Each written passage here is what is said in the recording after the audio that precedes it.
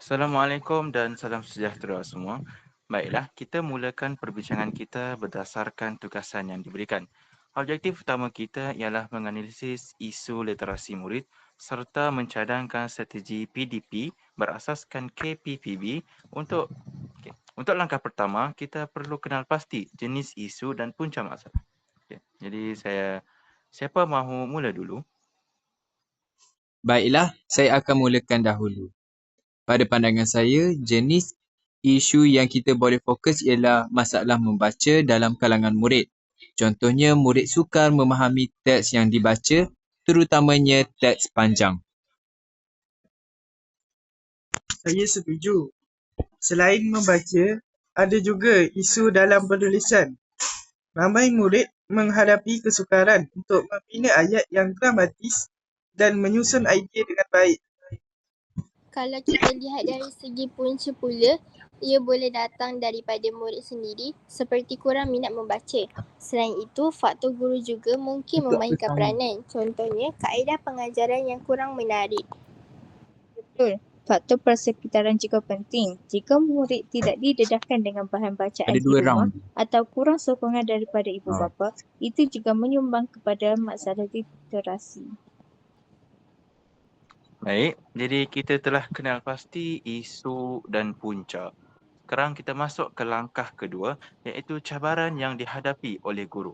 Apakah pendapat kamu semua? Pada pendapat saya, cabaran utama guru ialah untuk memastikan semua murid mencapai tahap literasi yang sama, sedangkan tahap kebolehan mereka berbeza-beza. Selain itu, kekangan masa juga menjadi cabaran. Guru perlu menghabiskan silibus, tetapi pada masa yang sama perlu memberi perhatian kepada murid yang lemah.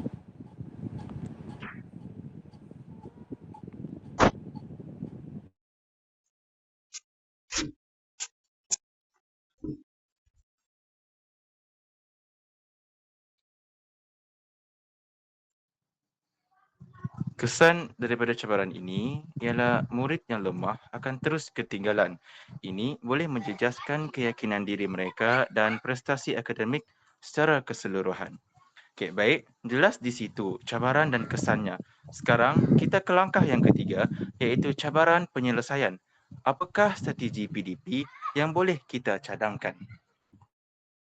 Saya cadangkan penggunaan kaedah pembelajaran berpusatkan murid seperti aktiviti berkumpulan dan pembelajaran kooperatif supaya murid dapat belajar antara satu sama lain. Selain itu, guru boleh menggunakan bahan bantu mengajar yang menarik seperti video, infografik dan peta minda untuk meningkatkan minat murid terhadap pembelajaran. Untuk integrasi KPPB pula, guru boleh melibatkan rakan pembelajaran seperti ibu bapa atau komuniti serta menggunakan pembelajaran autentik seperti tugasan berasaskan situasi sebenar. Guru juga boleh merujuk pakar seperti guru pemulihan khas untuk membantu murid yang menghadapi masalah literasi yang serius. Baiklah, semua cadangan yang kamu semua bagi adalah sangat bernas.